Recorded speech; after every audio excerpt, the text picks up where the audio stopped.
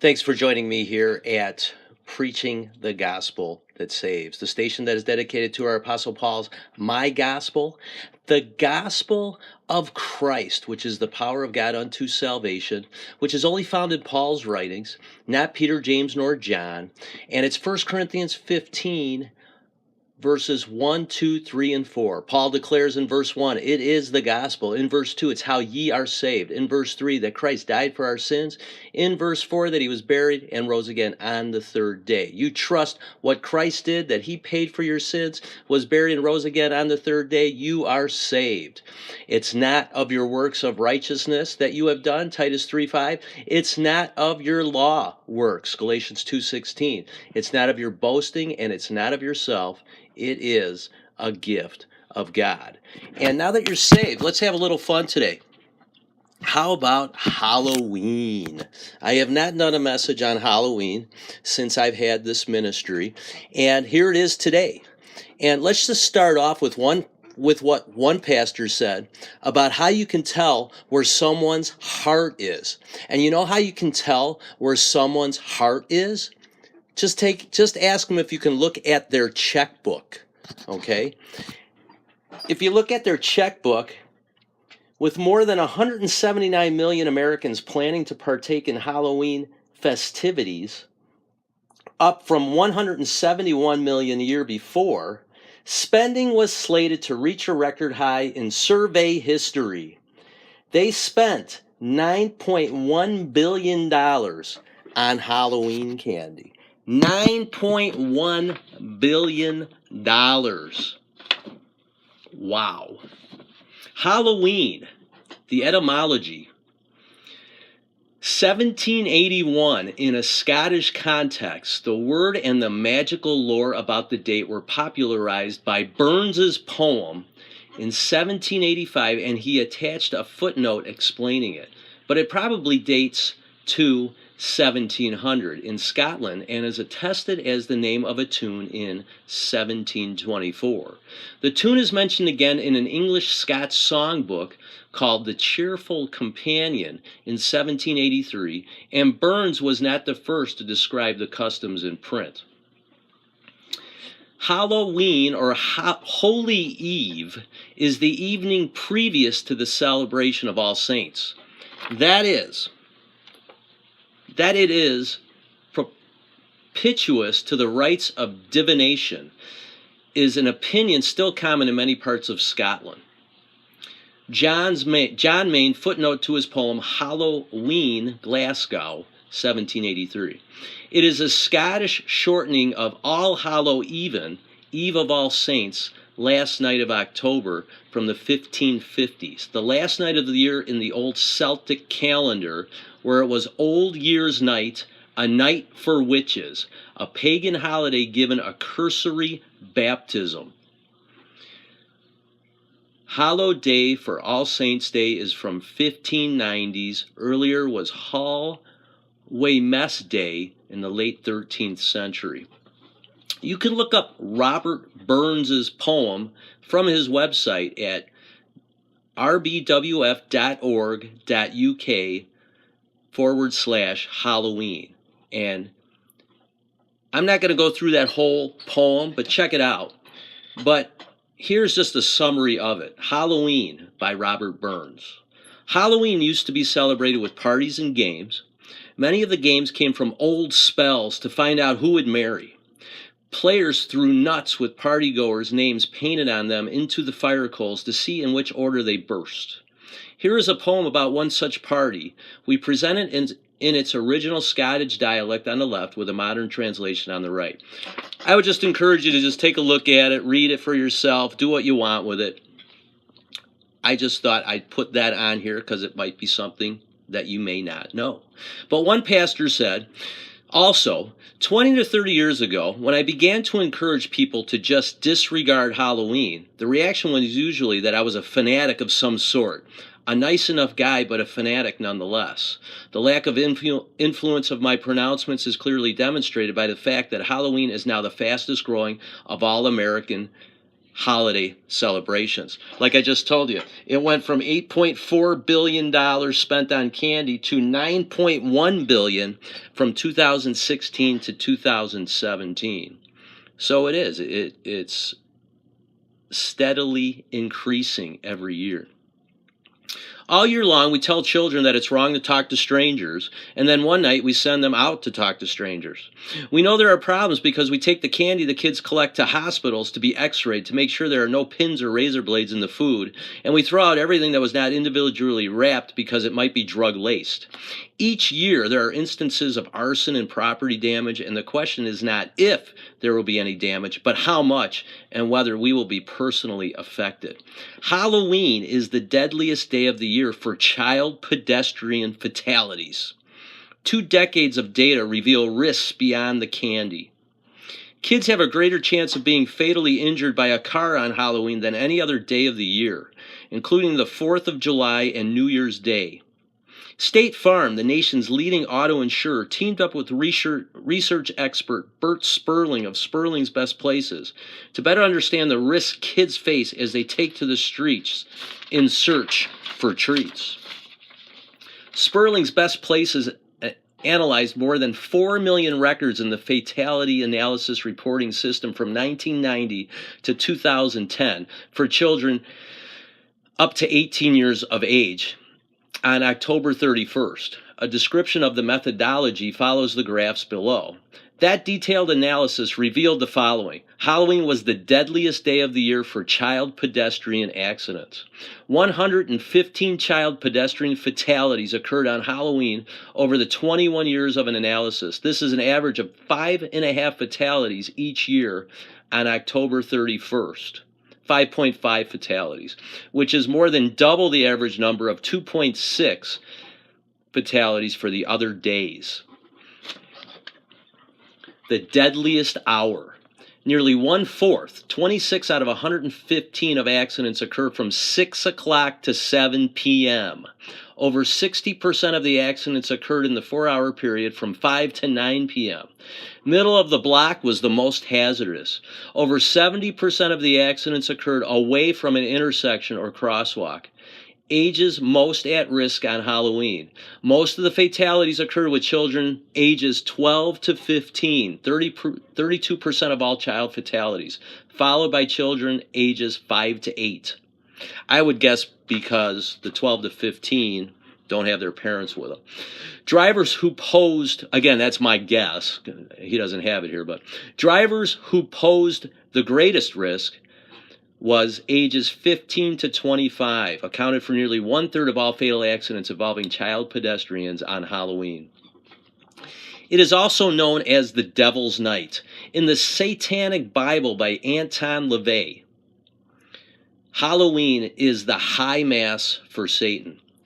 Anton LaVey is called the Black Pope by many of his followers. He began the road to high priesthood of the Church of Satan when he was only 16 years old and an organ player in the carnival. This is what he says in his book, The Satanic Bible on Religious Holidays by Anton LaVey. The highest of all holidays in the satanic religion is the date of one's own birth. This is in direct contradiction to the Holy of Holy Days of other religions, which deify a particular God who has been created in an anthropomorphic form of their own image, thereby showing that the ego is not really buried. The Satanist feels, why not really be honest? And if you're going to create a God in your image, why not create the God as yourself? Every man is a God if he chooses to recognize himself as one. So the Satanist celebrates his own birthday as the most important holiday of the year. After all, aren't you happier about the fact that you were born than you are about the birth of someone you have never even met? Or for that matter, aside from religious holidays, why pay higher tribute to the birthday of a president or to a date in history than we do to the day we were brought into the greatest of all worlds? Doesn't that sound familiar? Let's take a look at Genesis chapter 3, verses 1, 2, 3, 4, and 5. Now the serpent was more subtle than any beast of the field which the Lord God had made. And he said unto the woman, Yea, hath God said, Ye shall not eat of every tree of the garden? And the woman said unto the serpent, We may eat of the fruit of the trees of the garden. But of the fruit of the tree which is in the midst of the garden, God hath said, Ye shall not eat of it, neither shall ye touch it, lest ye die. And the serpent said unto the woman, Ye shall not surely die. For God doth know that in the day ye eat thereof, then your eyes shall be opened, and ye shall be as gods, knowing good and evil. And now, maybe you don't know this, but Satan has a 5-point plan, and you'll find it in Isaiah 14, chapter 14, verses 12, 13, and 14. And by the way, all verse references is according to God's perfect word without error, the 1769 King James Bible. Isaiah 14, 12 through 14. How art thou fallen from heaven, O Lucifer, son of the morning? How art thou cut down to the ground, which didst weaken the nations? For thou hast said in thy heart, here's the 5 points. Number 1, I will ascend into heaven. Number 2, I will exalt my throne above the stars of God. Number 3, I will sit also upon the mount of the congregation in the sides of the north. That's kind of fishy, isn't it? The north, isn't that where Santa is, the North Pole? In the sides of the north. I know we're not talking about Santa right now, but isn't it funny how he has the same letters as Satan and lives in the north? And check out this verse too. Zechariah chapter 2, verse 6. Ho, ho, come forth and free from the land of the north, saith the Lord. If I have spread you abroad as the four winds of heaven, saith the Lord says, ho, ho. Isn't that interesting? Just thought I'd throw that one out at you. How about Isaiah 14, 14? Point number 4, I will ascend above the heights of the clouds. And number 5, I will be like the Most High.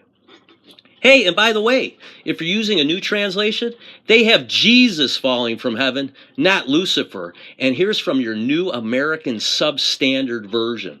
Isaiah 14, 12. How you have fallen from heaven, O star of the morning, son of the dawn. Notice the word, O Lucifer, son of the morning, is not there. It's O star of the morning, son of the dawn. You have been cut down to the earth. You have weakened the nations. Wow, where's Lucifer? He's not there. I wonder why. Well, check this out. Who's the star in your new, easier to read, dumbed down translation? Well, go to Revelation 22:16. I, Jesus, have sent my angel to testify unto you these things in the churches. I am the root and the offspring of David, and the bright and morning star. Wow, Jesus is the morning star, and your New American Substandard perversion from the pit of hell has him getting kicked out of heaven. Good job. I'm glad you're proud of trafficking in that despicable translation that you call a Bible. Despite the fact that some of us, and here we are going back to what Anton LaVey has said in his satanic Bible about holidays, despite the fact that some of us may not have been wanted, or at least were not particularly planned, we're glad, even if no one else is, that we're here. You should give yourself a pat on the back. Buy yourself whatever you want. Treat yourself like the king or God that you are, and generally celebrate your birthday with as much pomp and ceremony as possible. After one's own birthday, the two major satanic holidays are Walpurgisnacht and Halloween, or All Hallows Eve. So right after the celebration of your birthday, the second most important satanic holiday is Halloween. Isn't that nice? Saint Walpurgis, or Walpurga, or Walburga, depending upon the time and area in which one is referring to her, was born in Sussex about the end of the 7th or the beginning of the 8th century, and was educated at Winburn, Dorset, where after taking the veil she remained for 25 years. She then, for instance of her uncle, Saint Boniface, and her brother Saint Willibald, set all along with some other nuns to found religious houses in Germany. Oh gosh, with nuns.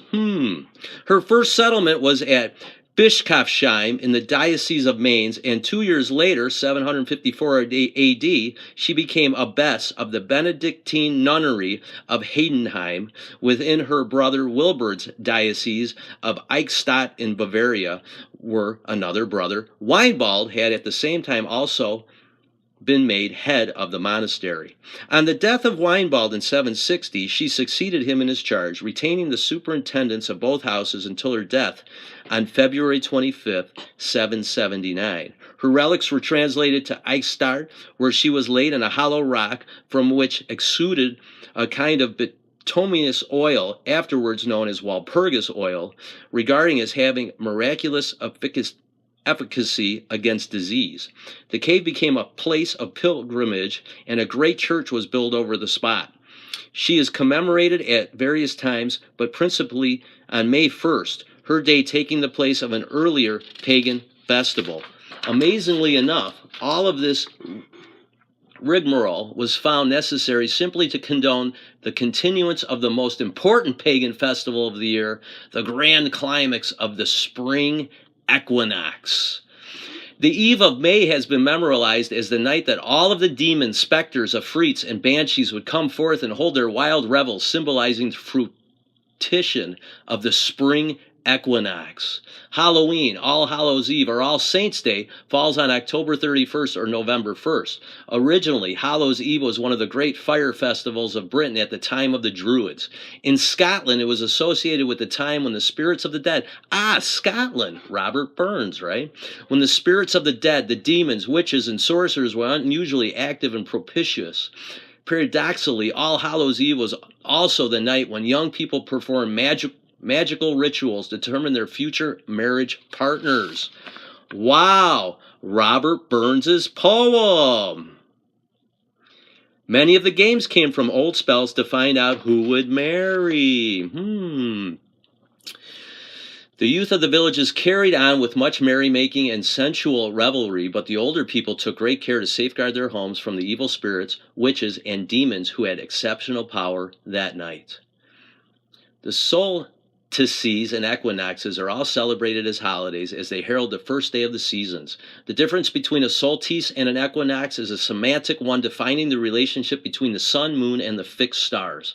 The solstice applies to summer and winter. The equinox refers to autumn and spring. The summer solstice is in June, and the winter solstice is in December. The autumn equinox is in September, and the spring equinox is in March. Both the equinoxes and solstices vary a day too from year to year, depending on the lunar cycle at that time, but usually fall on the 21st or 22nd of the month. 5 to 6 weeks after these days, the legendary satanic revels are celebrated. Notice, the moon is involved in all that too, right? So, not to go off base or anything, but, the big highest grossing horror movie, I don't know if it's all time, Halloween again with Jamie Lee Curtis. Now she's 70 years old running around. I saw it when it was first released in the movie theater. I think it was 1978. And then we actually bought it on beta, which was before the VHS tape. Some of you may remember that. Some of you may not even know what I'm talking about. But what is kind of funny, and you might find, even though I just hit you hard with all the satanic stuff, right?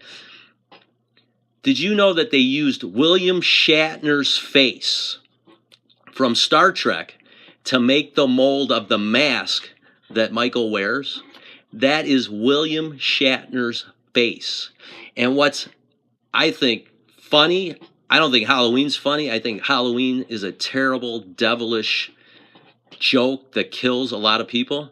But William Shatner, when he went trick-or-treating with his kids, they wore his mask. It's just unbelievable. So how about the jack-o'-lantern? The reason there is a light in a pumpkin goes back to a disembodied soul named Jack who made a deal with the devil to be given a home, and the devil tricked Jack into living in a turnip. And that you'll get from the World Book Encyclopedia, Volume 9, page 24.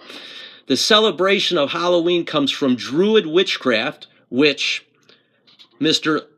LaVey Anton mentioned, right? And the celebration of Samhain, the Lord of the Dead. And you'll find that in the book Halloween Through the Centuries, page 4. Halloween was the night when souls that were not allowed to go to heaven or hell were allowed to inhabit animals, black cats, or fairies and ghosts, and they all had liberty to walk around that one night.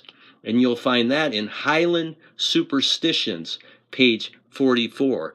And how about those superstitions? You know, have you ever asked yourself, why is it in a graveyard all the tombstones face east? They face the sun. You ever wonder about that? You ever wonder about it's either the Hindus or the Buddhists that only buy houses and their front door has to face east, and that would be the sun? Have you ever wondered, too, when you're going up and down your stairs, that there's only 12, there's never 13? It's interesting. Trick or treat started as bribery when pagan priests would require money for their gods, and if they didn't get the money, damage was done. And you'll find that in Folklore, page 11. The pagan practices of Halloween were Christianized by 4th century Emperor Constantine, which, by the way, worshipped the sun god, and he's the one who made the cross with the circle on the top, which is called a sconce, and the sconce represents the cross of Jesus, and then the circle represents the sun god. By the 4th century, Emperor Constantine and were made part of the Catholic Church calendar in the 800s, the World Book Encyclopedia, Volume 9. And that's what I thought was most curious, that Anton LaVey mentioned in the Satanic Bible about the nuns and the second most important holiday after someone's birthday. It is the one night of the year in which a child experiences the emotions of fear, fantasy, and mystery. And you get that in the Book of Festival Holidays, page 125. When God hath not given us the spirit of fear, 2 Timothy 1:7. Ancient history, demonstrates why Halloween is called the Devil's Night, and some of what used to take place should not be mentioned in a family newspaper. At one time, the celebration even included human sacrifices. And you'll find that in 4 Witches, page 122. And hey, how about, since we're rolling here, how about a bonfire on Halloween too? The etymology of bonfire in the 1500s from Middle English, banefire, the late 15th century, a fire in which bones are burned. And then let's not forget about Ring Around the Rosie, right? This is like Ripley's Believe It or Not, but it's out there in case you didn't know. Just look it up and see what you find. Many preschoolers around the world are taught the popular Ring Around the Rosie nursery rhyme. Many versions of the game involve singing the song and walking around in a circle with joined hands and falling or curtsying at the very end. The most common American version of the rhyme usually goes something like this. Ring around the rosy, pocket full of posies, ashes, ashes, we all fall down. Like many nursery rhymes and folk songs, many varieties exist. The British version of the song has a slightly different third line, a tissue, rather than ashes. Folklore scholars have been searching for the origin of this popular nursery rhyme, and a few theories about it exist. Here's one that I thought was interesting. Ring around the Black Death. After World War II, folklorists theorized that the rhyme's origin date back to medieval Europe. Scholars saw similarities between the rhyme's cryptic lyrics and the circumstances surrounding the deadly plague that swept across Europe and killed many millions of people. They thought the ring around the rosy referred to a red circular rash common in some forms of plague. The posies would have represented the different flowers and herbs people carried to ward off disease.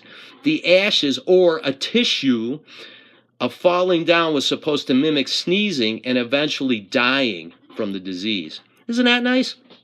You could do what you want with that, but I think it's curious that it all has to do with the devil and death, right? I'm glad I'm Pauline in my doctrine and do not participate in any devilish holidays. Colossians 2:8, beware lest any man spoil you through philosophy and vain deceit after the tradition of men, after the rudiments of the world, and not after Christ. Colossians 2:16, let no man therefore judge you in meat or in drink or in respect of a holy day or of the new moon or of the Sabbath days. Verse 17, which are a shadow of things to come, but the body is of Christ. That's right. That's what's in place today. Those other things, the new moons, which is supposedly, how Anton figured out his religious holidays. And isn't that how they figure out Easter every day? And Galatians 4, 9, 10, and 11. Not every day, every year. Easter falls on the new moon every year. Galatians 4, 9, 10, and 11. But now, after that you've known of God, or rather are known of God, how turn ye again to the weak and beggarly elements, whereunto ye desire again to be in bondage? Ye observe days and months and times and years. I'm afraid of you, lest I have bestowed upon you labor in vain. That's right. I am afraid of all these people that practice this pagan day. Thanks again for listening. Email me with any doctrinal questions from my website at preachingthegospelthatsaves.com from the contact page. Subscribe to my YouTube channels. Don't forget about my bookstore blog. We are currently going to be starting a new blog titled, Where is Jesus? Because Jesus is like finding a needle in a haystack in your new Sinaiticus Vaticanus Roman Catholic perverted Bible translations, not Bibles.